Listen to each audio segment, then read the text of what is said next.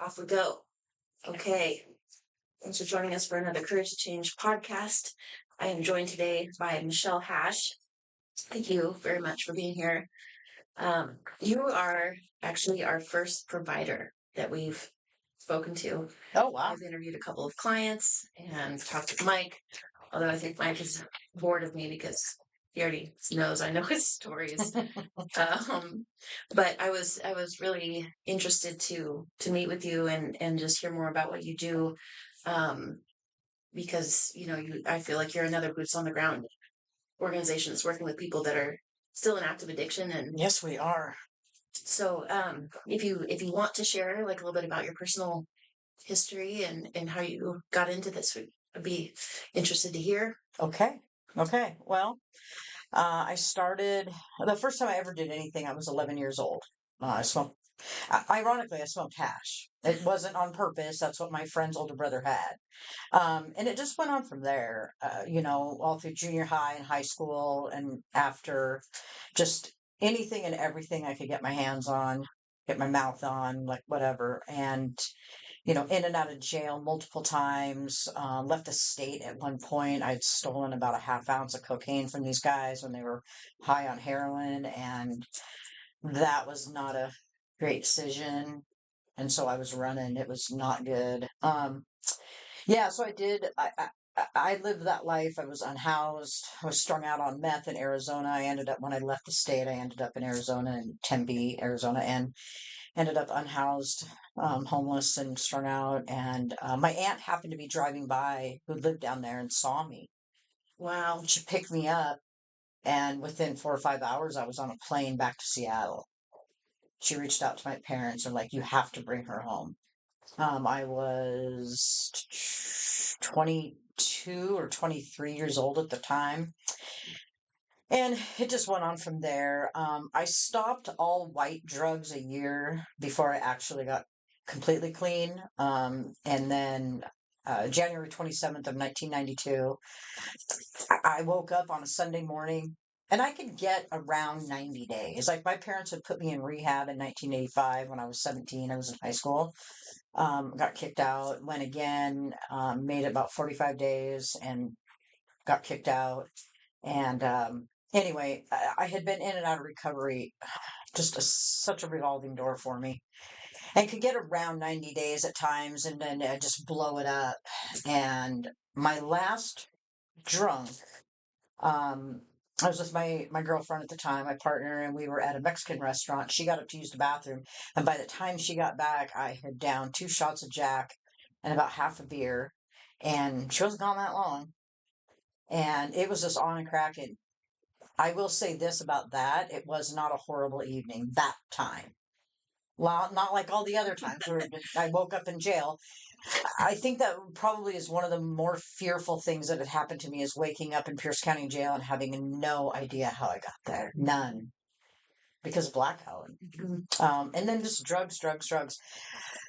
So I cleaned up January 27th of 92. I woke up. I remember it was a Sunday. I woke up and I'm like, and I just knew, I knew in every fiber and core of my being that I would never get high or drink again. I don't know what happened. God, I wish I did. I would bottle it and give it away for free to everybody. I do not know I don't know what shifted. I just knew it was a complete and total paradigm shift through my core. And within 24 hours, I left my girlfriend. She was awful. I left her. And I moved into my great grandma's. And I will say this about that, is that living with her was amazing, because I was really lucky in that I had a warm, loving, calm, and kind home to clean, like all of the things. It was my great grandma, and she loved me. And I just decided that I was going to do everything different, because all the times I had tried, I had failed. And I just knew there was not another failure in me. I just knew it.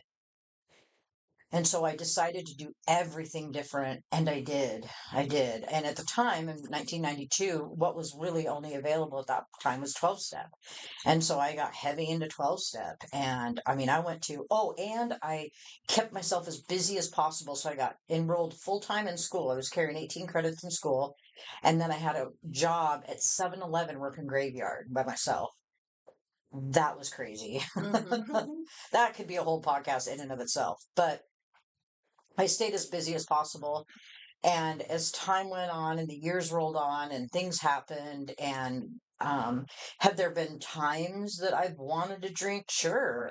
I've spent 20 years I now have 34 years in recovery, and I spent 20 of those years bartending. Wow. And I, I didn't realize, that all of the boundaries I learned as a sober bartender, I would be pulling into the field now working as an addictions counselor. Oh, interesting. Yeah, I didn't realize that. I've been doing this almost 12 years. And I had initially gone to school when I first got sober to do this job. And that's just another story. It did not work out well. But the agency I worked at, the director and the co-director were embezzling. Oh, nice. And I got them turned in. Oh my goodness. So wait, tell us all what it is that what's your title or your position right now? So it's substance use disorder professional. It's this giant title. I'm an addiction. I just tell people I'm an addictions counselor because everybody gets that. Yeah. They get a frame of what it is that I do. So that's usually what I say. And so I came into this field, I had been a journeyman painter at one point. I bartended for 20 years, part-time, full-time. I sold Harleys for a long time. And then I came into this field. I went back to school at 45 to do this, and back in 2012. And excuse me. And I went on to, I've left the field a couple times. Never, ever, ever because of clients. Never. Only because of the bureaucracy and the bullshit in my field, and often from administration above me. Can you give an example without maybe blowing everything up or naming names? Just kind of an example of something that you, with lived experience, would have disagreed with. The way clients were treated, the varying rules where one person would be kicked out. I am harm reduction to the core. I just am. I think that abstinence, of course, that's a great goal, but I think abstinence is also a really narrow door to try to push people through, right? Where harm reduction is something that is a wide door that many people can walk through at their own pace and their own way, of course, with some guidance, right? Hopefully they're connected with a professional in the field that can help support them and shine a light on their path. I think that it's got a stigma in the 12-step community because of our traditions and not wanting to take an easier, softer way. Right. It's like let's remember too that Bill W. and Dr. Bob wrote these in the 30s regarding alcoholism. Right. And I will tell you that today, although I do work currently for a methadone clinic, I've been there almost 2 years. The opioids are definitely an issue. It's kind of, if you want to take it down to its base core, it's as if heroin or opioids will fuck up your life, in 6 months to a year, where alcohol could take a lot longer. But because alcohol is socially accepted, there's far more alcoholics in this world than there are opioid addicts. Right. And people really sort of don't see that or seem to not, because they don't hear about it as much. They hear about the opioid crisis. And if you could buy heroin at the grocery stores, we wouldn't look at heroin addicts. Well, and I'm a huge believer in the legalization of all drugs. People should be allowed. Alcohol is legal. How is it any different? People should be, if they choose to, they should be allowed to do drugs in a legal and safe way. Well, I mean, and technically they do. Every medicine we have is a derivative of a natural substance. Correct. Opium, THC is. So, I guess it's where we still have the law of public intoxication. So, I'm hearing clients complaining that they're on the bus and they're, getting fentanyl smoke blown in their face. The bus driver doesn't do anything about it, and they can't even call the police because they won't do anything about it. So, um, I don't think that people in the recovery community would agree that just open use is necessarily okay, but the legalization is Legalization and open use are two really different things, right? And that's a big distinction. And it's a big distinction. And it won't happen because, if the pharmaceutical companies could have co-opted the alcohol, they absolutely would have, right? Yeah. And so the pharmaceutical companies are going to make their money. So anyway, that's a whole kind of a different topic. But I know one of the things that you wanted to talk about were sort of some systemic issues I see in my field. Yes, and then I guess I cut you off before you got a chance to say you were talking about kicking people out for one reason and then not kicking somebody out. So just kind of like uh, the issues that you had with the bureaucracy in certain companies would be where maybe your supervisors didn't understand the minds of the clients that they were serving. I think that there are times when people expect an addict, because now they're an inpatient, they've been there for 3 days, they expect them to be a completely different person. And changing your thoughts and your emotions and your behaviors, like that takes a lot of time and concentrated effort. And it sure as shit doesn't happen in 28 days, I will tell you that. Inpatient should be a minimum of 90 days. Minimum. And that's still falling short of what it really takes. But at least you could work towards, you could work and manifest some goals in that time, right? Yeah, especially with people that have used since they were, in middle school. Which a lot of them are. And I will tell you the two, not that you asked this question, but I think it's worth sharing. The two things that I've learned in this field that have surprised me more than anything is, one of them is why people relapse. Like the number one reason, because it's a question I always ask, right? Of course I ask that question. Boredom. That's the number one reason. Now there's lots of reasons, but that's the one that I have heard in my lived experience consistently for 12 years is boredom. And the other, and now there's more things that go into boredom, but boredom is what they say. And the other one is how many men have been sexually abused.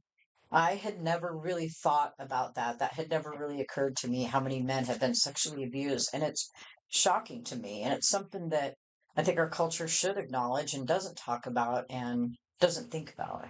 And do you think that it's the PTSD and the trauma that comes up and that causes them to relapse over it? I know that plays a part. I know that my addiction. I have sexual abuse in my background as a small girl, and one of the things though that was, I think, one of the biggest drivers, because it's a lot of it is about feeling any other way than you feel in your skin. Yeah. It's like wanting to unzip your skin suit and step the fuck out of it, right? Because it's so goddamn uncomfortable in there. And mine was really a huge one, was the shame around being gay. I knew I was different when I was really little. And as time went on, then I learned, 10, 11, 12 years old, I learned what like being gay meant. I'm like, oh my God, that's me. Fuck. Now what do I do? Oh, it was terrifying. Yeah. Terrifying. And I lived in Auburn, Washington, and I graduated high school in 1985. I was not coming out while I was in school. There's no way. Yeah. But I did a year later. And you drop a bomb and you hope that when the dust settles that everybody is left standing. But for me, many people were not. Well, that's a tough one. The guilt and shame card, I know that the clients carry. Yep. Those emotions are really hard to shake. Yeah. But yeah, it's interesting. I tell the clients not to do much research on why things happen. Just keep moving forward, and see them in that moment. But yeah, I'm curious to hear. So you transitioned, you got your degree, went back to school in your mid 40s. and then you got into, did you go right to THS? No. I've worked at multiple places. And then I also lived on the east side of the state in Spokane Okay. for 5 years. I just moved back 2 years ago. Oh, okay. Yeah, I left here in 2019. Okay. Yeah, so I got back here and then I went to work for THS, And so, which is Therapeutic Health Services, yes, thank you. Methadone Clinic. And then, so that's medically assisted treatment. Correct, Matt. Do they ever call it medically assisted recovery? I mean, Not to my knowledge, no. Okay. It's basically it's actually what we call it is OMT, opioid maintenance therapy. Okay. So, there is that stigma in 12-step about replacing one drug for another. Mhm. But I think the thing to really understand about this, and I don't know why people don't, is that you can have it's medically assisted treatment. Like it is exactly that. You're seeing a provider, you and the provider are adjusting your dose according to what you want it to be.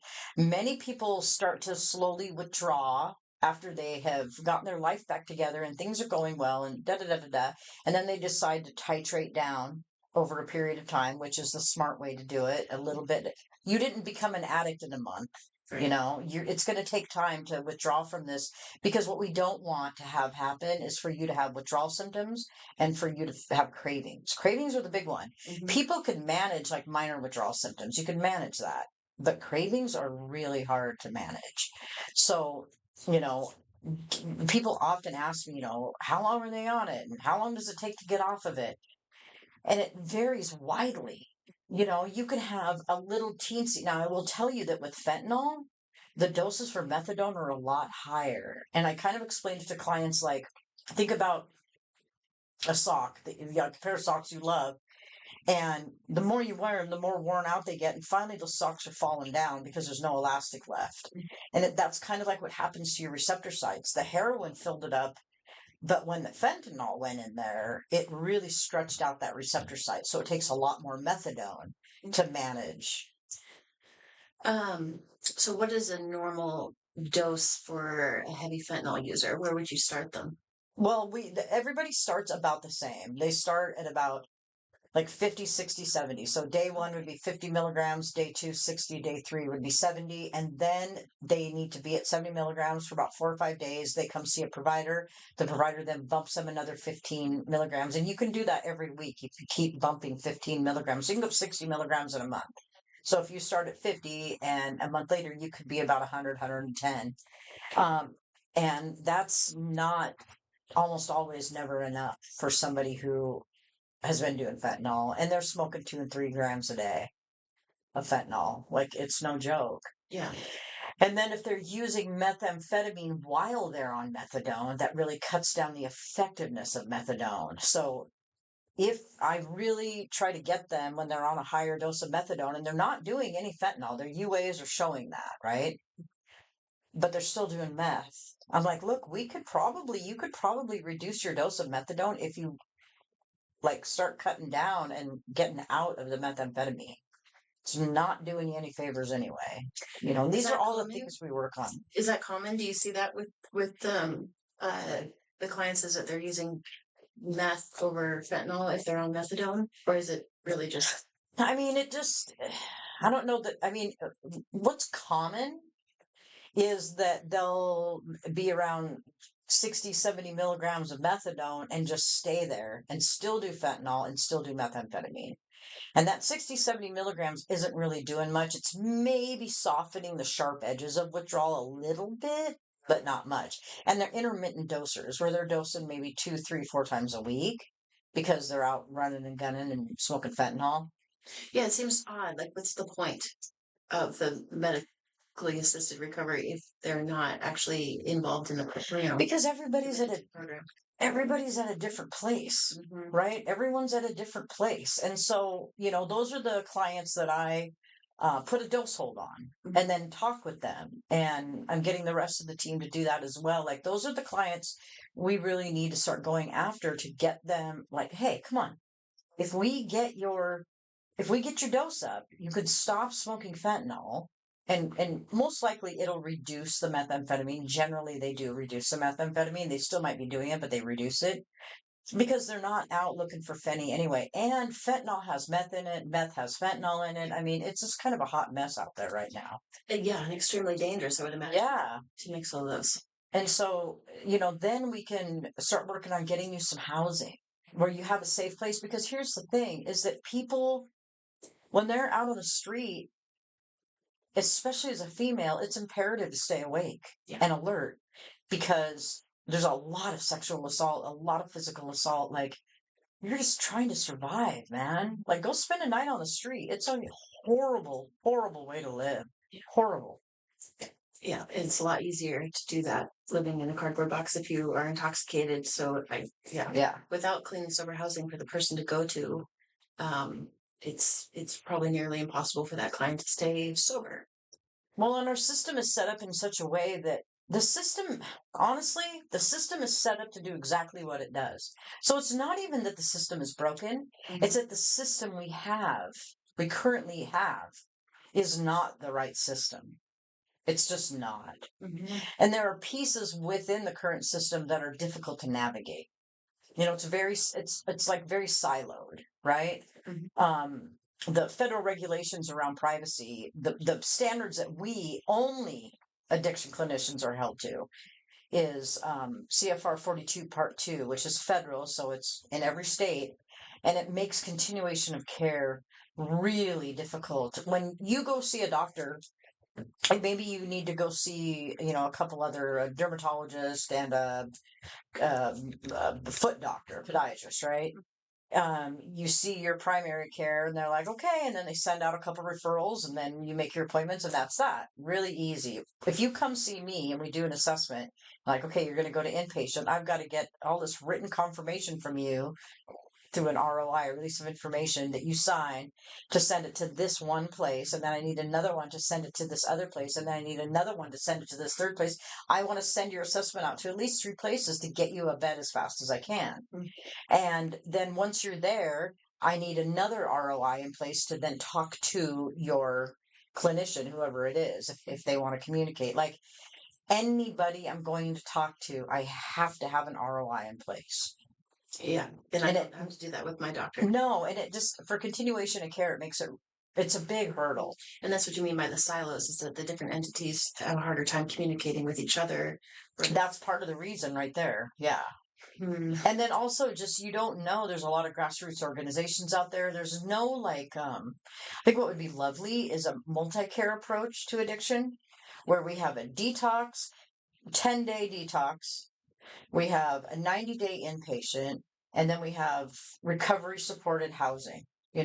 Low barrier housing is good, except at low barrier housing, the way the grants are written is that I can't ask them, hey, you're still smoking fentanyl. I can't come to that person and ask them if they want help, if they want my support, if they want this or that.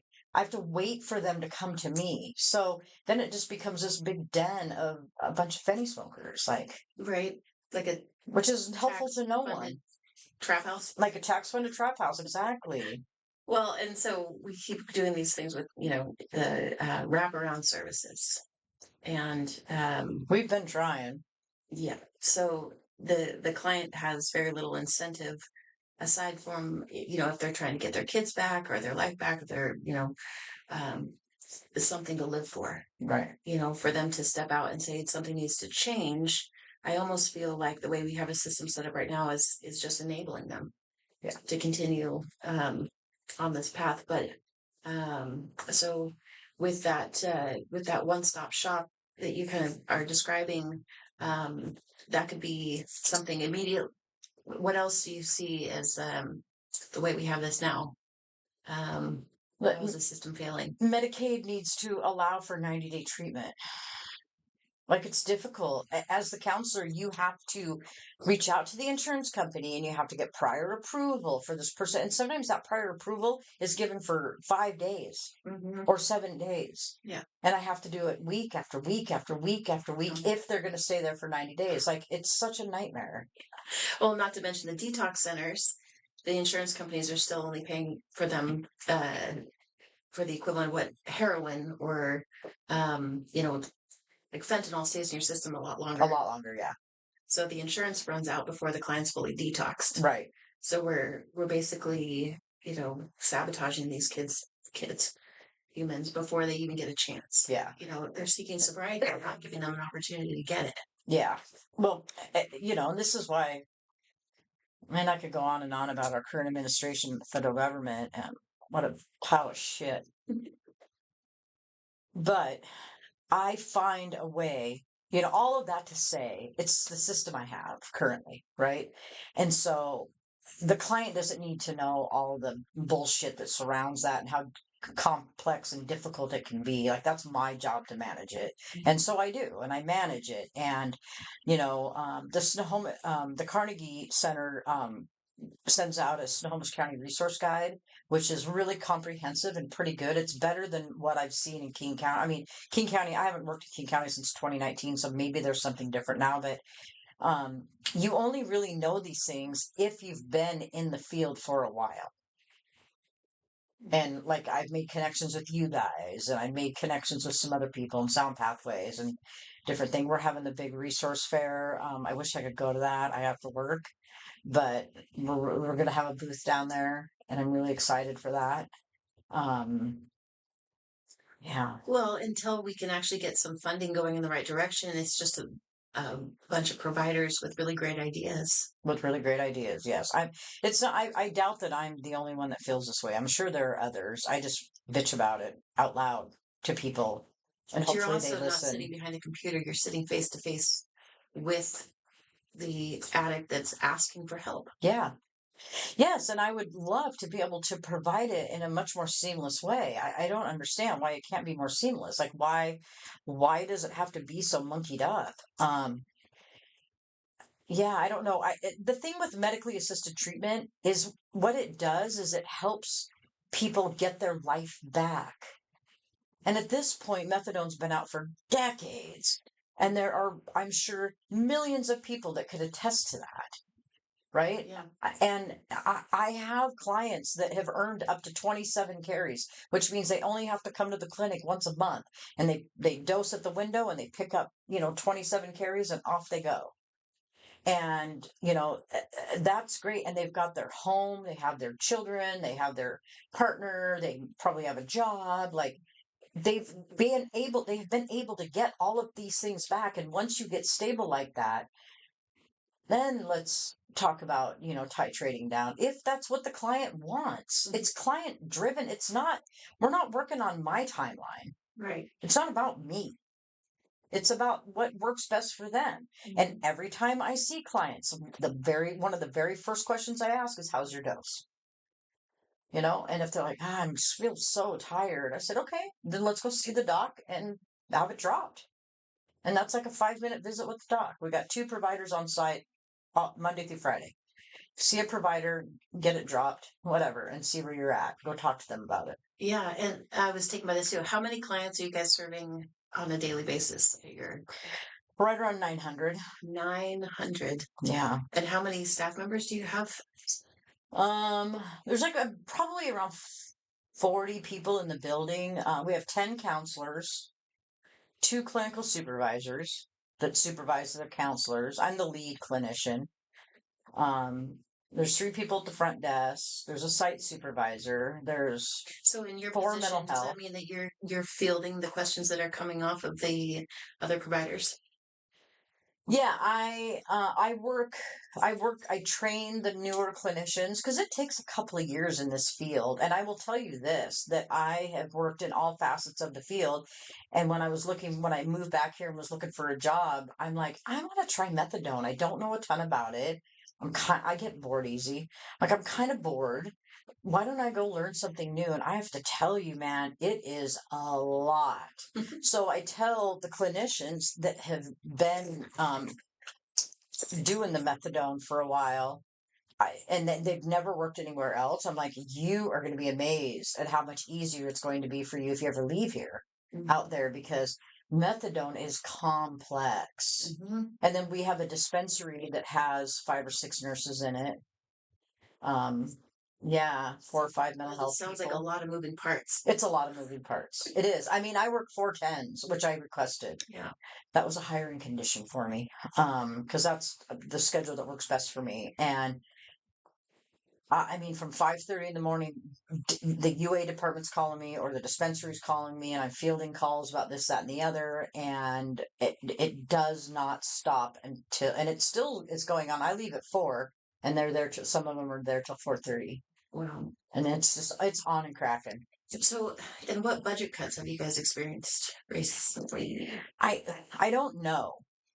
That I don't know. Okay. So Yeah. nothing's affected you directly then? Not yet. It's Okay. coming. Okay. It's coming. From what we hear, I don't know. What's your opinion It's a on bummer. other medically assisted recoveries? Like, You know what? I think the more the merrier, because there's never a one size fits all for anybody, ever, for anything. So if Suboxone works for you, we have clients that we provide Suboxone to. If great, do that. You know, Vivitrol is the 28-day shot, which is basically like a like a steel door over the top of your opioid receptors. Like there's nothing getting in. Vivitrol is great for alcoholism and opioid addiction. That's interesting. That's interesting that it works for both. It does, yeah. I would just think that you would need to be working a really strong program if you were going to do the shot, because there's nothing ritual. There could, as you probably know, I've heard clients say that there's multiple areas of addiction, not just with the actual drug, but no, you're right. The finding and the receiving and the taking and so that's the only thing that worries me about the shot is if they're not working a really strong program that is really, it's going to change a lot about their day. Yeah. Yeah. Vivitrol is not something I recommend. Well, first of all, if you're on methadone, you've got to get completely off of methadone to get the Vivitrol shot, because it will send you immediately into precipitated withdrawals, which is hardcore. Tell us what that is exactly. Like, what would someone expect? It would be so, like when you Narcan somebody, what happens? The buprenorphine, a Narcan up your nose, or if you have the shot to give for Narcan, you can do that too. But mostly it's the nasal. It goes right through the blood-brain barrier, and it basically forces the opioid out of the receptor sites in a pretty aggressive way. And with fentanyl, you can Narcan somebody 4 or 5 times before they come around. Now, when it was heroin, you Narcaned them once and they were bang, man, and they were not feeling good and not happy, and they're going right into withdrawal because the buprenorphine gets in there and kicks all the opioid out and starts withdrawal right away, and so they feel sick, and sweaty, and the worst withdrawal you could feel in an instant, basically. Which is why the people will Narcan somebody and jump quickly out of the way. Yeah. Because punches can be thrown and people are not feeling well. No. No. But the thing with fentanyl is once you Narcan them, they don't come up quick. Like I said, it'll take 4 or 5 shots of Narcan in a 20-minute period. They don't come up quick, and you need to keep an eye on them for the next 15, 20 minutes because they could go back into an OD. Like it pushes it out, but the fentanyl's still up there. Oh wow. Yeah, so it's fentanyl is a similar animal to heroin, but it's so much more. Yeah. How long did heroin take to get out of your system back in the day? I mean, it could be out, if you're an IV user, a few grams a day, it could be out within a week, where fentanyl takes time. It takes a good 3 weeks to a month. Yeah. And I know for a fact the insurance companies aren't keeping the clients in detox. No, the only way, so there's, when you go to, if you want to, so I tell the clients, if you want to go to inpatient and you're set on that, that's awesome. And I will get you there. But first of all, if they're a new client, first of all, we've got to get your dose up, and you have to be actively doing that like every single week. And if you come on a Monday and a Friday, you can get it done twice in a week, right? Because we need to get the dose up to where it's therapeutic so that when you go to detox, you'll stay there. You're not going to bounce on day 2 because you're in withdrawal. Right. So first we got to do that. And that's going to take about 2 months. And then It could be a little bit less, but it's about 60 days. Then we'll get you to detox. Even if you're still using some fentanyl and meth or whatever, we'll get you to detox. You get through detox, you're still going to probably, your UA is still going to be, because the minute you walk into inpatient, they UA you right then and there, and they get the results right away. And if you're positive, you come from detox and you're still positive for substances, it's okay, because they know you came door to door, detox to inpatient. But if you think you're just going to walk into inpatient, they are not going to deal with your withdrawal. They're not going to deal with any of No, that. it's not set up like that. Yeah. So how long does it take safely to wean someone off of, let's say, 250 milligrams of methadone? What would be like the prudent timeline? It depends on how often they come and see me or one of the counselors, and they do what's called a VMA, voluntary methadone something withdrawal. I forget what the A stands for. And we talk about, what they want, what they're looking at. And, when someone's like, I want to go 5 milligrams a week, that's kind of a lot. Like, maybe we slow the roll. And how about we do 2 milligrams a week or 3? Even that's kind of a lot. Really? Yeah. To go 2 milligrams every week. Yeah. By week 3, you're probably going to be feeling it. Okay. A bit. Wow. Yeah. It can be a slower process. It also depends on your metabolism, your body weight, how active are you? Like, if you have a physical job, you're going to feel the withdrawal sooner than somebody who doesn't have a physical job. Somebody who sits behind a desk all day, right? Because your body's moving a lot and you're being busy and, physically active, it's going to metabolize faster. Mm-hmm. And so I just let people, and I'm like, look, at any point we can pause this. If you start feeling dope sick, we pause it. Or having cravings. That's a big one, right? At any point we could pause this and renegotiate and talk about what might work better for you. I would like to see someone do like 2 milligrams every 2 weeks. I think a week, it's a lot. If you're 250, you can drop a bit, but from what I hear consistently from clients, the last 10 milligrams are the hardest. I can imagine. Yeah. Yeah, that's interesting. And you were talking about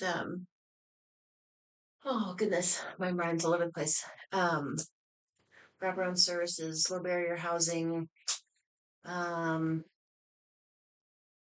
to think what else I really want your opinion on. I obviously have my opinions. But I actually didn't really have one about methadone, except for my experience in 12-step, which has had a stigma against basically anything. Well, they have a stigma against addicts, against drug addicts. Well, that's true too. Yeah. That's what I noticed. And I'm like, what does it matter? Right. Like, addiction is this big umbrella. And underneath that umbrella is a variety of addictions.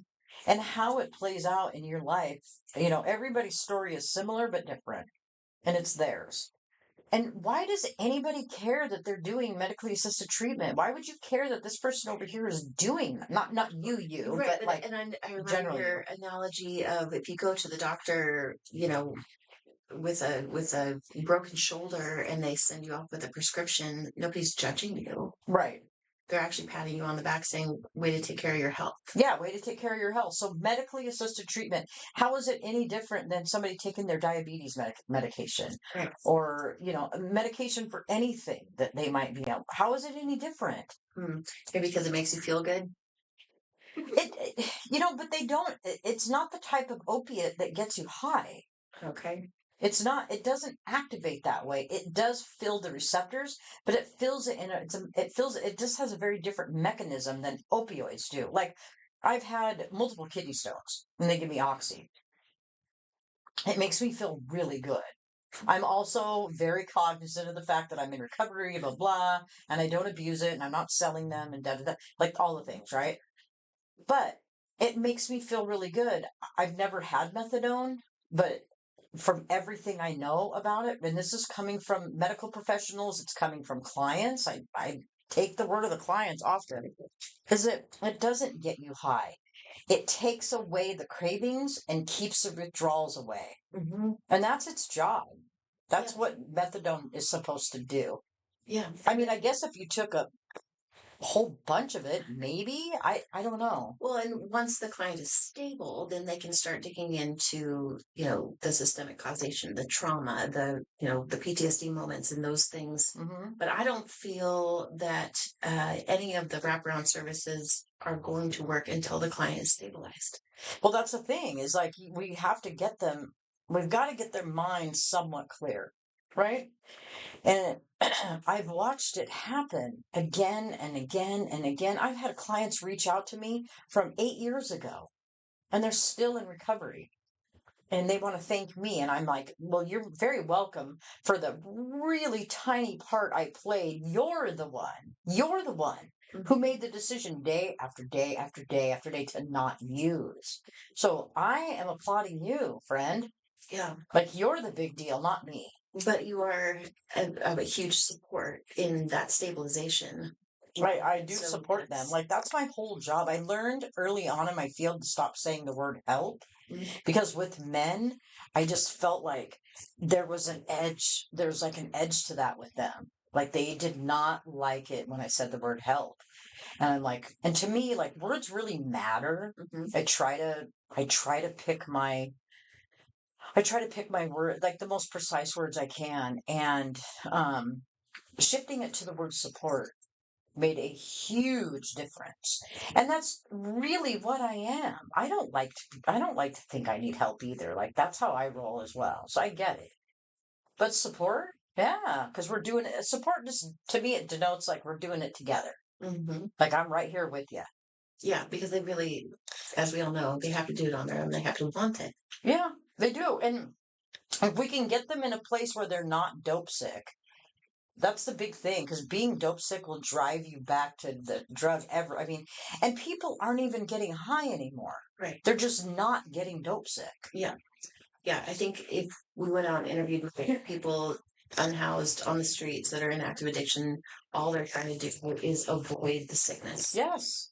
That's the main motivator. And they would take it out if they had one. Yeah. And that's the piece, like, that's where methadone can come in and really support somebody, because they can have fentanyl in their system and they can get methadone. What happens if they test positive? You just kind of adjust their level. They don't get kicked out of the program. No, they don't. No, they don't get kicked out, because again, it's harm reduction. And people can have all sorts of opinions about it. But here's the thing. This is like the point that I try to make, is it's not your fucking recovery.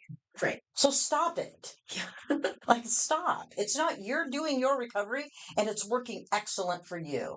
And because it's working excellent for you, doesn't mean it's going to work excellent for every other person. Like, your experiences are yours, and your life is your life. Do what works best for you. Right. And if abstinence, that's how I came up, is abstinence. If that is what it worked for me, it doesn't mean that I think everyone else has to fit that mold. Yeah. Right? Now, is there more that we can do as a society? For sure. For sure. There's a lot more that we can do that could really support people. And the number one thing is housing, and not low barrier. I understand the concept of low barrier, and I don't necessarily disagree with it, but there's a time and a place. And maybe low barrier as they're coming to our clinic, but once we get them into recovery, then if they choose not to go to inpatient, that's okay too. I would prefer that they go, but there's people that have been 15, 20 times. They don't want to go again. I get that. But now let's put them in recovery supported housing, not low barrier, but recovery supported housing where everybody in there is in recovery. Right? And they're doing things together in there, because peer recovery, having peers in recovery with you, is huge. Yeah, that's where I'm always surprised. When I look at our stats, that 40% of the clients that graduate from Nick's place come back. That's a huge number. That's a huge number. And they love, I mean, it's a bunkhouse. They're right on top of each other, but they love that camaraderie. Yeah. And the support and the accountability. And they've got people watching them, and they're watching, if they start to isolate or have behavior, because usually the relapse happens a week or so before they actually pick up. Yep. and they've just had that extra support. Addicts do not do well in isolation. No, they don't. And nobody does. No. And so I guess that's my biggest complaint with the low barrier side is that, gosh, you're just putting somebody in a room to overdose basically, and if the counselors aren't even allowed to ask if they're using, what incentive does the client have?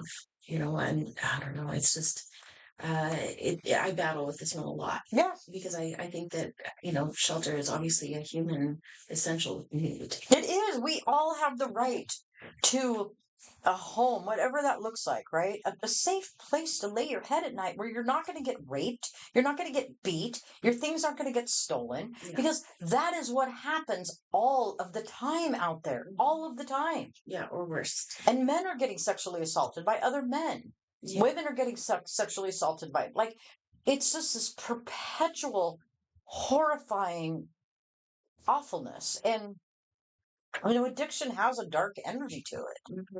And people don't want to necessarily live in a dark energy. And will there be those outliers that are hardcore and want to? Okay, then that's okay. They also get to make that choice.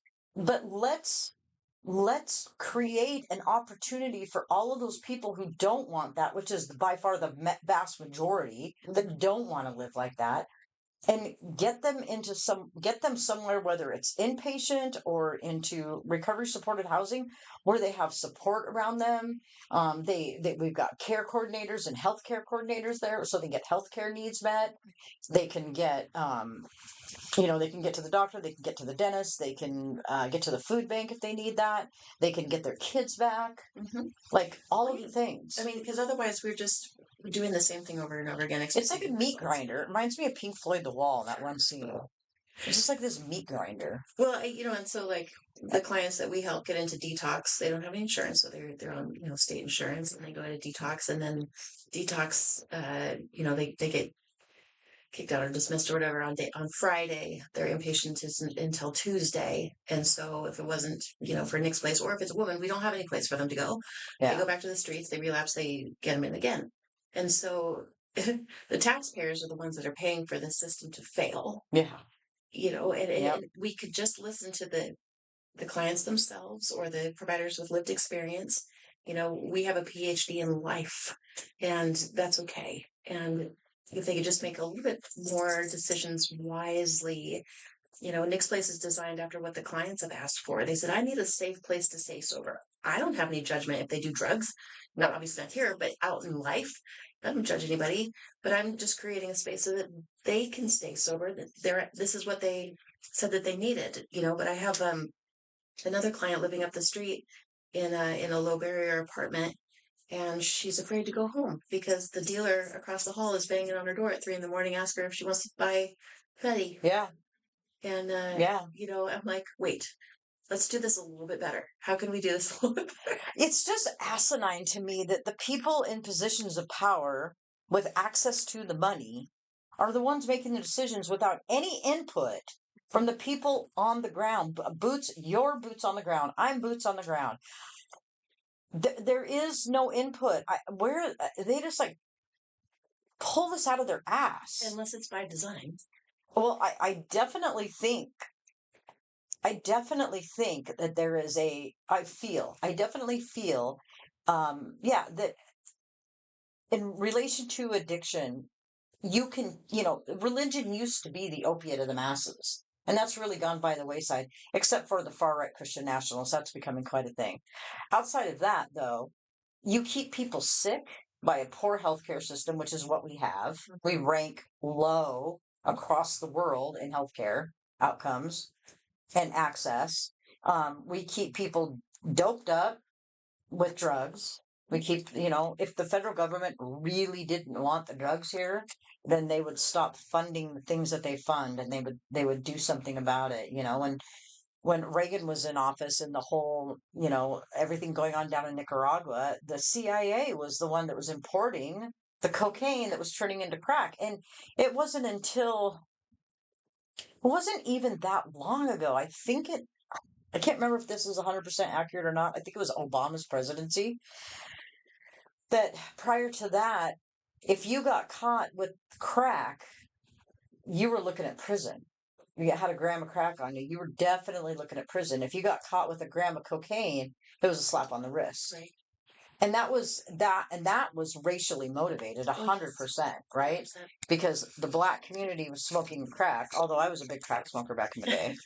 But and white people were doing cocaine. Sure. And that was, I mean, that's just a small piece of a much bigger pie. I know it's really unfortunate because the longer I worked around this industry, and the more I found out, the more discouraging it is when you see that they can't be this stupid. No, no. And the thing is I get up, I go to work, and I do everything I know how to do. I access the things I know how to access, and I support the clients to the best of my ability. There's probably a lot more I could do. I'm loud. I have a voice. I have no trouble public speaking. Like, that's not a fear of mine at all. I should probably really do more.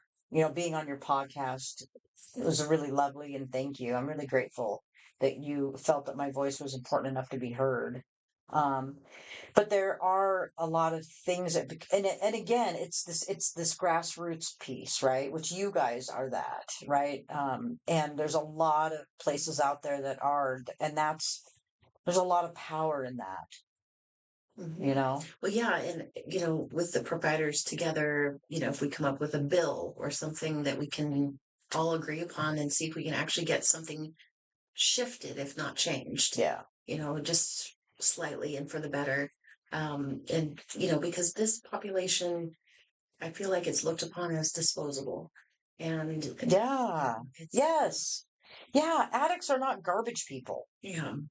And they're not disposable. It's somebody's kid. They're human beings that went way off the other way, and we can bring them back. It's someone's mother, father, daughter, son, brother, sister. Yeah. And I've seen clients that have had all of their things, the car, the house, the life, and it all disappeared in 30 days. Yeah. With a good old meth habit. Yep. Everything that they worked for their entire lives. Gone. But I don't think that more people know if you go to jail, even for 24 hours, you lose your food stamps, you lose your SSI, your driver's license. When these guys get out, they're starting from scratch. Yeah. It's very difficult. And that's another big barrier. Yeah. So that's why, organizations like yours and what you're doing is so important, because you are literally working face to face with these individuals and you're hearing their needs. And you're not letting them walk all over you. No. They're not mistaking your kindness for weakness. No. I again, like, the boundaries I learned being a sober bartender, it just always amazes me how much I pull from that experience into this field. But I mean, yeah. So I feel hopeful. I have not lost my hope. There are times I lose my faith, but I have not lost my hope. And that's what pulls me back, is knowing that, like, this is what my soul, where it wants to be right now, where it has wanted to be consistently for 12 years. And I have left twice. But I always come back, because I just feel like, God, if it isn't me, then who? Yeah, it's not an easy job. No, no, it's not. And there are days I go home and I cry, because my heart, sometimes, man, God damn, some of the things I hear is just tragic. Especially around the holidays. I've got a big family, and, we do Thanksgiving, we do Christmas, and we have a big, lovely family to be around, and they have nothing. They have nowhere to go.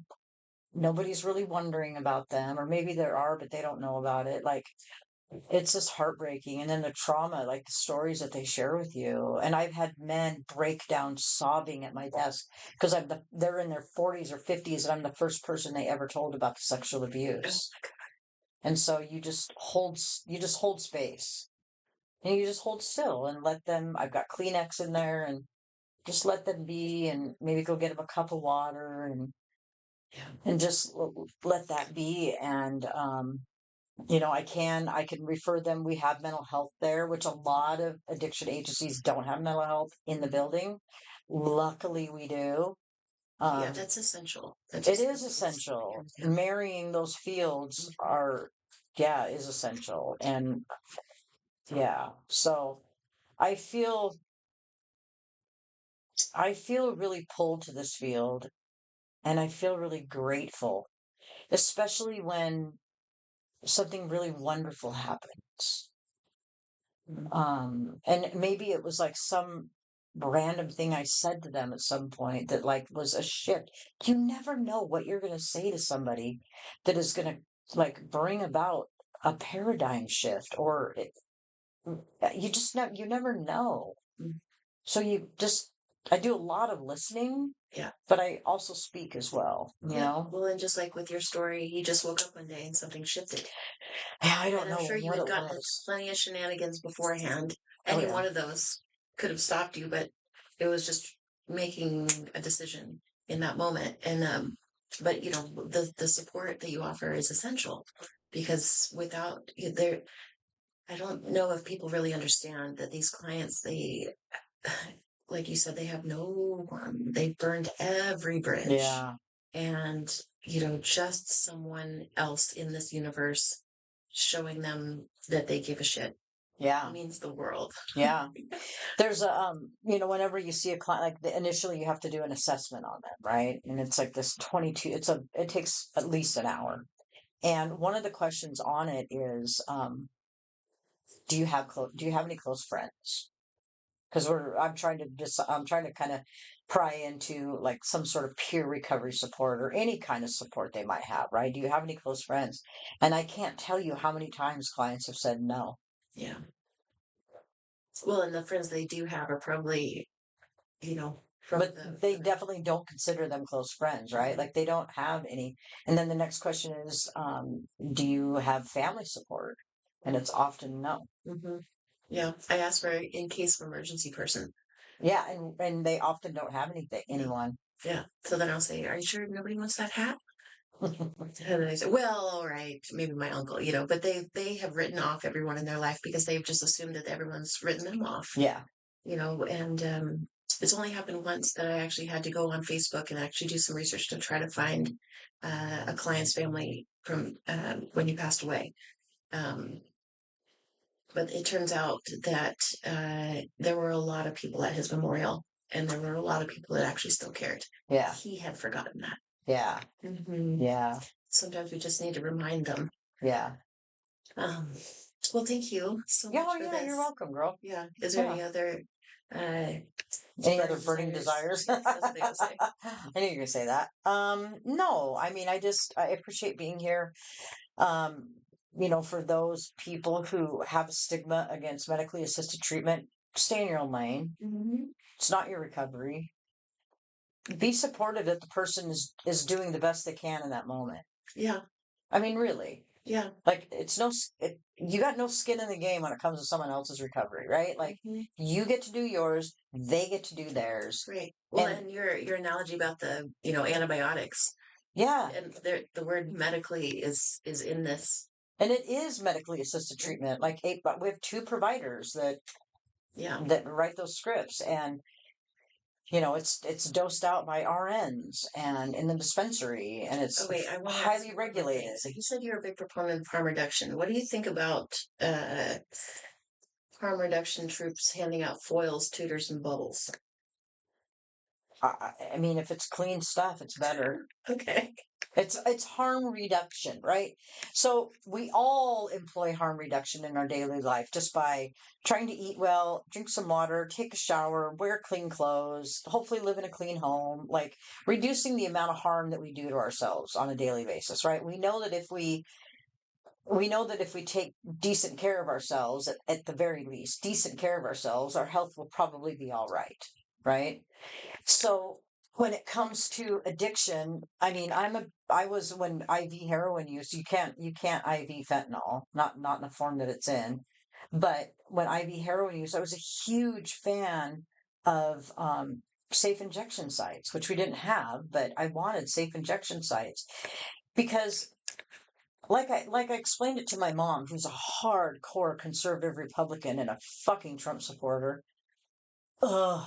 I said, okay, let's just look at it from a fiscal point of view. We'll just talk about and this was back in probably like 2017, 2018. And I said, you've got an overdose. So you've got the 911 operators that we're paying for. You've got the medics that are coming that we're paying for. And then this is when I was in Seattle. And then they're being taken to Harborview.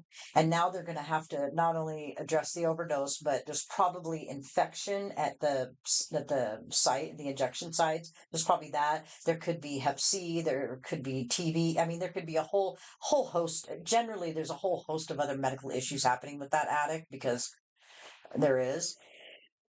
And you could easily be looking at this point, upwards of $100,000. I said, if we have safe injection sites, we have needle disposal, so use needle disposal, we have clean needles to cut down on the spread of HIV, of the Hep C, of anything else, and they're not getting an infection, which happens a ton. I bet you $100,000 would fund a clinic like that for quite some time. Right. And that's one person on one night. Do you know how many OD calls they would get constantly? Yeah. Tons. Like right now, as we're speaking.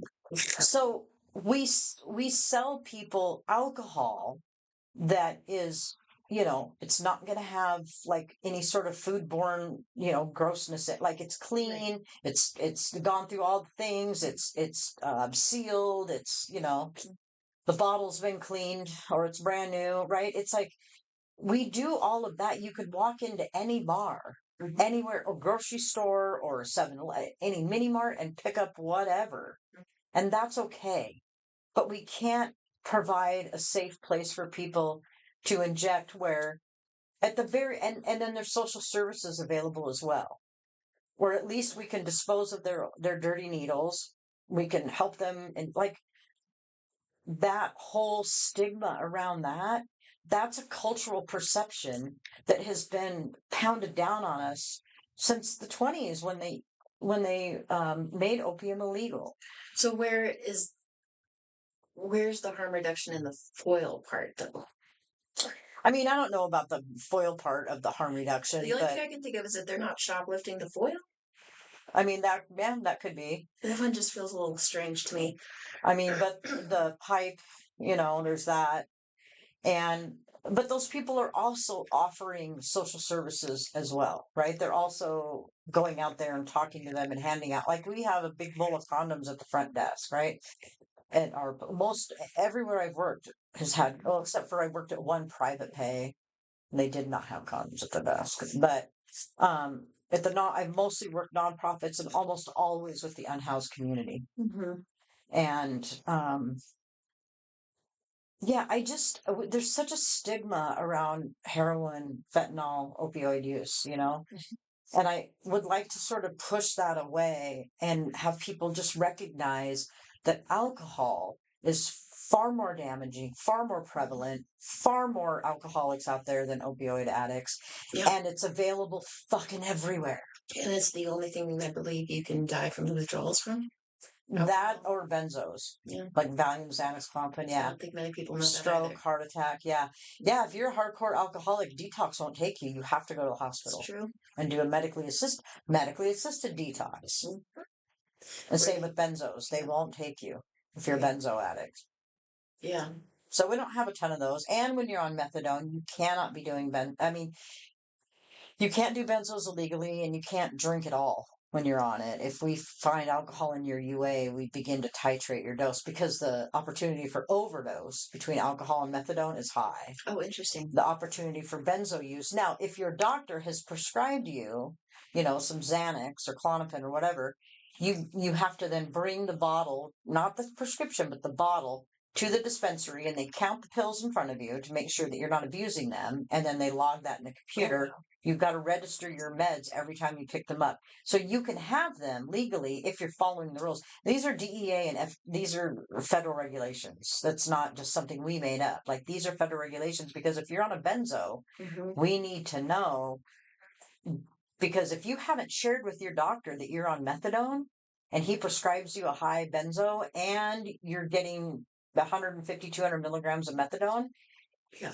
we could watch you OD right there at the window when you take down your methadone. Like, so it's about safety, Yeah. right? We have a duty to not kill people. Mhm. So yeah, you have to register those things, or any opioid, any narcotic that you've been prescribed, you have to register it with the dispensary so they keep an eye on you. Mhm. Yeah, because you've got their best interest at heart. Yeah, we're not trying. Our whole deal is to get people off the opioids, get them on the methadone. So you start here with the opioid addiction, and then down here is the methadone in the beginning. What we want to do is bring it like this, right, and get rid of the opioid and the methamphetamine, whatever else. I don't give a shit about pot. I don't care. And then here's the methadone. We'll get your life back. And then if that client wants to start titrating down, which generally they do, they don't like being tied to this thing. They don't like it. Yeah. Almost always. There are those that choose to stay on it the rest of their life. They're generally at a lower dose. They're usually somewhere between like 50 to 80 milligrams. Mhm. And they just stay right there. Okay. I mean, if that's what they want to do, it's not for me to decide, oh, fuck you, we're taking you down. That's not my job. Yeah. My job is to check in with you, make sure things are going okay. How's your dose? It's great. If you want to, start with nope. Okay, cool. It's your choice because you get to make choices. We currently live with an administration that is wanting to take away, especially take away choices from women, and take away choices that people need to make. And people should be autonomous and allowed to make the choices they want to make, even if that choice is to go out and smoke fentanyl 14 times a day. My hope is that it becomes super shitty and they bring their ass to the clinic and we can support them in making different choices. My job is to shine a light on their path and show them more options because addiction is a dark and dismal, narrow fucking path, man. Exactly. That's what it is. You see nothing but black. So I'm here to be a light to hopefully show you some other options that you could have. Yeah. Yeah, that's all we can do. Yeah. That's what I want. I'm a flashlight, baby. That's what I do. Love it. Michelle. Yeah. Thank you very, very much. Oh, you're welcome. Let's do another one. So follow up. Yeah. We have to write some bills for our legislator. Let's do it. Are you really going to do that? I would love to. Yeah, and I want to meet with Kara too. All the providers, honestly. Let's you get together. and I and Kira. All right, I'm going to conclude. Yes. Thank you so much. Yeah. And ctcrecovery.org. See that.